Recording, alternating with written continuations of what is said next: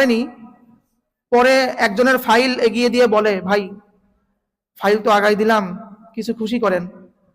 আরে ভাই, আপনাকে তো রাখা হয়েছে ওই কাজের জন্য, আবার খুশি করব কিসের? আপনি তো আমার কাজটা করে দিলেন, তো আমিই তো খুশি হওয়া দরকার, আপনাকে আমি আবার খুশি করব কেন? এই অবস্থা আমাদের হয়ে গেছে। যদি কেউ টাকা না দেয়, ওই ফাইলটা ঠেকায় রেখে দেয়। তাহলে ফাইল ঠেকাই টাকা নেওয়া আর পিস্তল ঠেকাই টাকা নেওয়া কি গুনাহ কি আলাদা আছে? একজনের পেটে এরকম পিস্তল ঠেকাইলাম, কই টাকা দে, আর একজনের অফিসে আমি ফাইল ঠেকাই দিলাম, কই টাকা দে। গুনাহ তো একই আমার। ওই ব্যক্তি আবার আমাদের নামাজি ব্যক্তি হয়, আমাদের মসজিদ কমিটি না, অন্যান্য মসজিদ কমিটির সভাপতি সেক্রেটারি হয়, মসজিদের একদম মানে অনেক নামি দামি উপদেষ্টা হচ্ছে, ওরাই এখন সমাজ চালায়। তাহলে তো সমাজ ভালো হওয়ার তো দূরের কথা, আরো কি যাবে, নষ্টের দিকে যাবে।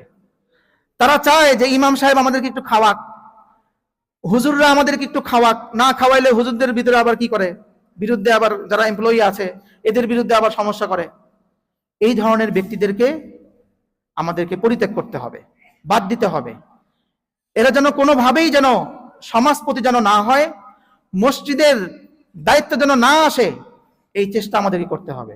আমি এবার আমাদের মসজিদ কমিটির কিছু বলছি না, কাউকে আমি দোষারোপ করছি, আমি সবাইকে বলছি, আমি আমার নিজেকে সহজ বলছি। এই জন্য আমাদের এই ধরনের কাজ থেকে আল্লাহ রাব্বুল আলামিন আমাদেরকে বিরত রাখুক, এই দোয়া করছি।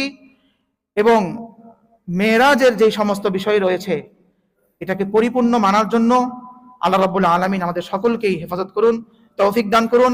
ওয়া আখিরু দাওয়ানা আলহামদুলিল্লাহি রাব্বিল আলামিন।